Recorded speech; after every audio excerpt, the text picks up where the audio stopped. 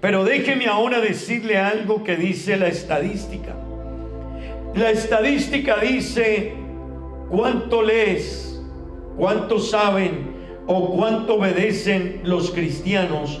En cuanto a ello, dice que un 42% de los cristianos afirma acercarse a las escrituras semanalmente. El problema es que la mayoría lo hace de forma fragmentada. Eso quiere decir que no leen la Biblia secuencialmente ni por temas específicos, sino que hoy leen un pasaje, mañana leen otro por allá, pasado mañana leen otro por allá.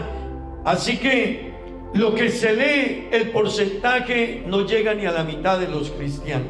Si trajéramos ese porcentaje acá, la estadística está diciendo que un poco más de la mitad de los cristianos no leen la Biblia una vez a la semana.